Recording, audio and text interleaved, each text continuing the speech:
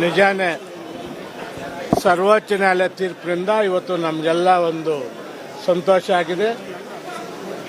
ಏನು ಹೈಕೋರ್ಟ್ ನಮ್ಮ ತಡೆ ಅನರ್ಹತೆ ಹೊಗಳಿಸಿತ್ತು, ಅದರ ವಿರುದ್ಧವಾಗಿ ಸರ್ವೋಚ್ಚ ನ್ಯಾಯಾಲಯಕ್ಕೆ ಹೋಗಿದ್ದೆ.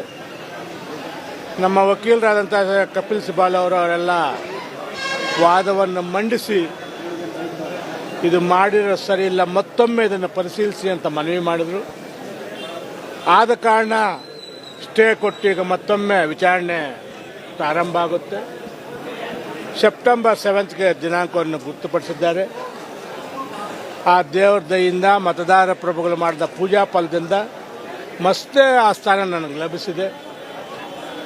ನನಗೆ ಈ ವಾರದಲ್ಲಿ ಆದಂಥ ಘಟನೆಗಳಿಂದ ಇನ್ನಷ್ಟು ಈ ಬಡವರಿಗೆ ಏನಾದರೂ ಮಾಡಬೇಕು, ಈ ಬಡವರು ತೋರಿಸೋಂಥ ಪ್ರೀತಿ ನನ್ನ ಜೀವನದಲ್ಲಿ ಮರೆಯೋಕ್ಕಾಗಲ್ಲ, ಇನ್ನಷ್ಟು ಮಾಡಬೇಕು ಅಂತ ನನ್ನಲ್ಲಿ ಇನ್ನಷ್ಟು ಹುರುಪು ಬಂದಿದೆ.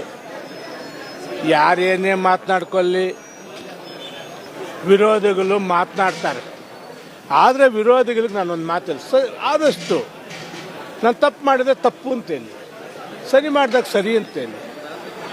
ನೀವು ಬೇಕಂತಲೇ ಒಂದೇನೋ ಮನಸ್ಸಲ್ಲಿ ಇಟ್ಕೊಂಡು ಕಾಮಾಲೆಕ್ಕನ್ನೋರ ಹತ್ರ ಹೇಗಾದರೂ ಮಾಡಿ ಈ MLA ಸ್ಥಾನವನ್ನು ಅಲ್ಲಿಂದ ಇದು ಮಾಡಬೇಕು ಅಂತ ಮಾಡೋದು ಎಷ್ಟು ಸರಿ.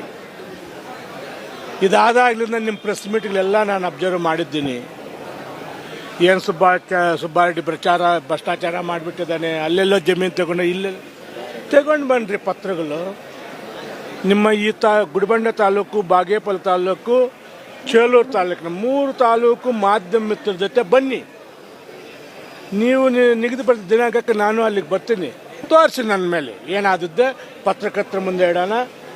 ಇಲ್ಲಾಂದ್ರೆ ಅದಕ್ಕೆ ಅಂತ ತನಿಖಾ ಸಂಸ್ಥೆ ಲೋಕಾಯುಕ್ತ ಆಗಿದೆ, ಇಡಿಗೆ ಕೊಟ್ಟರೆ ಏನಾಯಿತು, ಏನಿಲ್ಲ ಅಂತ ವರದಿ ಬರ್ತೀನಿ ಒಂದು ವಾರದಲ್ಲಿ. ನಾನು ಯಾವ ತಪ್ಪನ್ನು ಮಾಡಲ್ಲ, ತಪ್ಪು ಮಾಡಬೇಕು ಅವಶ್ಯಕತೆಯೂ ನನಗಿಲ್ಲ. ಭ್ರಷ್ಟಾಚಾರ ಮಾಡಿ ಬದುಕಬೇಕನ್ನೋಂಥ ದುರ್ಗತಿ ನನಗೆ ಬಂದಿಲ್ಲ.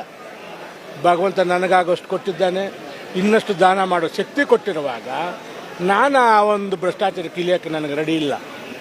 ಜನರ ವಿಶ್ವಾಸ ಪ್ರೀತಿ ಇರೋಷ್ಟು ದಿನ ಈ ಕ್ಷೇತ್ರದಲ್ಲಿ ಕೆಲಸ ಮಾಡ್ತೀನಿ. ಹಂಗಾಗದೇ ಇದ್ದ ಪಕ್ಷದಲ್ಲಿ ಈ ಜನರ ಸೇವೆ ನಾನು ಇರೋ ತನಕ ಯಾರೇ ಕಷ್ಟ ಅಂತ ಬಂದರೂ ಅವ್ರು ಕಣ್ಣೊರೆಸೋ ಕೆಲಸ ಅಂತೂ ನಾನು ಮಾಡ್ತೀನಿ.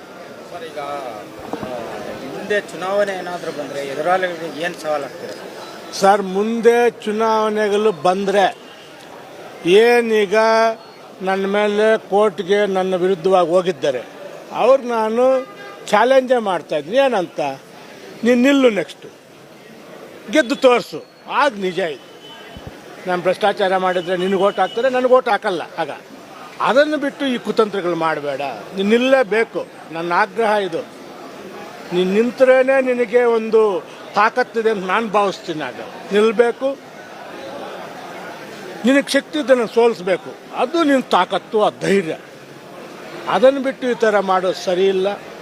ಮುಂದಿನ ದಿನಗಳಲ್ಲಾದರೂ ಇಂಥ ನಾನೇನೋ ಭ್ರಷ್ಟಾಚಾರ ಮಾಡಿದ್ರೆ ಏನು ಮಾಡಿದ್ರು ಒಂದು ಸಮಸ್ಯೆ ಕೊಡು, ಇಲ್ಲ ಪತ್ರಕರ್ತರ ಮುಂದೆ ಇಡು. ನಾನಂತೂ ಎನಿ ಟೈಮ್ ನೀನೇನೋ ಟೈಮ್ಗೆ ನಾನು ಬರ್ತೀನಿ.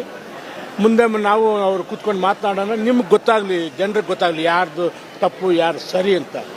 ಅದನ್ನು ಬಿಟ್ಟು ಬಾಯಿ ಇದೆ ಅಂತ ಏನೇನೋ ಮಾತನಾಡಬೇಡ ಅಂತ ಒಂದು ಮಾತೆಲ್ಲಕ್ಕೆ ಇಷ್ಟಪಡ್ತೀನಿ. ಇವತ್ತು ನೀವು ಬಾಗೇಪಲ್ಲಿ ಕ್ಷೇತ್ರಕ್ಕೆ ಭೇಟಿ ಕೊಟ್ಟಿದ್ದೀರಾ, ಕೋರ್ಟಲ್ಲಿ ವಿಜಯ ಬಂದ ಮೇಲೆ ಯಾವ ರೀತಿ ಜನರು ರಿಸೀವ್ ಮಾಡ್ಕೊಂತಾರೆ? ತುಂಬ ಚೆನ್ನಾಗಿದೆ. ನಾನೀಗ 3ನೇ ಸಲ ಗೆದ್ದಾಗಲೂ ಇಷ್ಟು ಜನ ಸೇರಿರಲಿಲ್ಲ, ಇಷ್ಟು ಆತ್ಮೀಯತೆ ಇಲ್ಲ, ಅವ್ರ ಕಣ್ಣಲ್ಲಿ ಆನಂದ ಬಾಷ್ಪ ನೋಡಿಲ್ಲ. ಈ ಸಲ ಅದು ನೋಡಿದ್ದೀನಿ. ನನಗೆ ಅಯ್ಯೋ ಅನಿಸುತ್ತೆ. ನಾನು 2 ದಿವಸ ನನ್ನ ಡಿಸ್ಕ್ವಾಲಿಫೈ 2 ದಿವಸ ನಮ್ಮ ಮನೇಲಿ ನನಗೇನು ಅನಿಸಲಿಲ್ಲ. ಯಾವಾಗ ಫೋನಲ್ಲಿ ಬಂತು ಕ್ಷೇತ್ರದಾಗ ನನಗೆ ಅನ್ನಿಸ್ತು, ಇಲ್ಲ ಅವ್ರ ಸೇವೆ ಇನ್ನೂ ಮಾಡಬೇಕು ಏನಾದರೂ. ಆಗ ನಾನು ಡಿಸ್ಕ್ವಾಲಿಫೈ ಆದ 4ನೇ ದಿವಸಕ್ಕೆ ನಾನು ಹೋದೆ ಡೆಲ್ಲಿಗೆ. ನಮ್ಮ CMಗೆ ಹೋಗಿ ಹೇಳಿದ್ದೆ, ನಾನು ಎಲೆಕ್ಷನ್ಗೆ ಹೋಗ್ತೀನಿ, ನಾನು ಸ್ಟೇಗೆ ಹೋಗಲ್ಲ ಅಂತ ಹೇಳಿದ್ದೆ. ಅವ್ರು ಬೈದರು. ನಮ್ಮ ಹೈಕಮಾಂಡ್ ಹೇಳಿದ ಮೇಲೆ ನಾನು ಸ್ಟೇಗೆ ಹೋದೆ. ಇಲ್ಲ ಅಂದರೆ ನಾನು ಎಲೆಕ್ಷನೇ ಮಾಡಬೇಕು ಅಂತ ತೀರ್ಮಾನ ಮಾಡ್ಕೊಂಡಿದ್ದೆ, ಮಾಡಬೇಕು ನೋಡಬೇಕು ಅಂತ. ಮುಂದಿನ ದಿವಸದಲ್ಲಿ ಬೈ ಎಲೆಕ್ಷನ್ ಬರಲಿ, ಇಲ್ಲ 2028 ಬರಲಿ, ನಾನು ನಿಮ್ಮ ಮಾಧ್ಯಮ ಮುಖಾಂತರ ಹೇಳ್ತೀನಿ ಮುನ್ರಾಜು ಅವ್ರಿಗೆ, ನೀವು ನಿಲ್ಲಬೇಕು, ನನ್ನ ಎದುರುಗಡೆ ಗೆಲ್ಲಬೇಕು. ನೀವು ಗೆದ್ದರೆ ಅದು ನಾನು ನೋಡಬೇಕು. ಈ ಕೆಲಸ ತಾವು ಮಾಡಬೇಕು ಅಂತ ತಮ್ಮ ಮಾಧ್ಯಮಕ್ಕೆ ಜನತೆಗೆ ಏನೇ ಹೇಳಕ್ಕೆ ಇಷ್ಟಪಡ್ತೀರಾ? ಈ ಭಾಗದ ಜನತೆಗೆ ನೋಡ್ರಿ, ನಾನು 13 ವರ್ಷದಿಂದ ಮೊದಲು ಬಾಗೇಪಲ್ಲಿ ಹೆಂಗಿದ್ದು ಅಂತ ನಿಮ್ಮ ಹಿರಿಯರ ಕೇಳಿ, ಯಾವಾಗಲೂ ಗಲಾಟೆಗಳು, ಪೊಲೀಸ್ ಸ್ಟೇಷನು, ಇರ್ತಾ ಇತ್ತು. ನಾನು ಬಂದ ಮೇಲೆ ಒಂದು ಗಲಾಟೆ ಮಾಡೋಕ್ಕೆ ಬಿಟ್ಟಿಲ್ಲ. ಶಾಂತಿಯುತ ಕ್ಷೇತ್ರ ಇದೆ. ಈಗ ಎಲ್ಲಾದರೂ MLAಗಳು ಡಿಸ್ಕ್ವಾಲಿಫೈ ಆದಾಗ ಅವ್ರು ತೊಂದರೆ ಆಗುತ್ತೆ ಅಂದರೆ ಪ್ರತಿಭಟನೆಗಳು ಮಾಡೋದು, ಬಂದ್ಗಳು ಮಾಡೋದು. ಮತ್ತು ನಮ್ಮ ಜನ ಹಂಗೆ ಮಾಡಲಿಲ್ಲ. ನಾನು ಹೆಂಗೆ ಬೆಳೆಸಿದ್ದೀನಂದರೆ ಎಲ್ಲ ದೇವಸ್ಥಾನದಲ್ಲಿ ಪೂಜೆ ಪುರಸ್ಕಾರ ಮಾಡಿ ಭಗವಂತನಿಗೆ ಮೊರೆ ಹೋದರೆ ವಿನಃ ಅದು ಶಾಂತಿ ಮಾರ್ಗ, ಭಕ್ತಿ ಮಾರ್ಗದಲ್ಲಿ, ಒಳ್ಳೆಯ ಮಾರ್ಗದಲ್ಲಿ ಮತ್ತೆ ನಮ್ಮ ಶಾಸನ ಆಗಬೇಕು ಅಂದರೆ ವಿನಃ ದುಂಡಾವರ್ತನೆ, ಗೂಂಡಾಗಿರಿ ಮಾಡಲಿಲ್ಲ. ಆ ಥರ ನನ್ನ ಫಾಲೋವರ್ಸ್ ನಾನು ಬೆಳೆಸಲಿಲ್ಲ. ಇದೇ ನಿಮ್ಗೆ ಸಾಕ್ಷಿ. ಧನ್ಯವಾದ.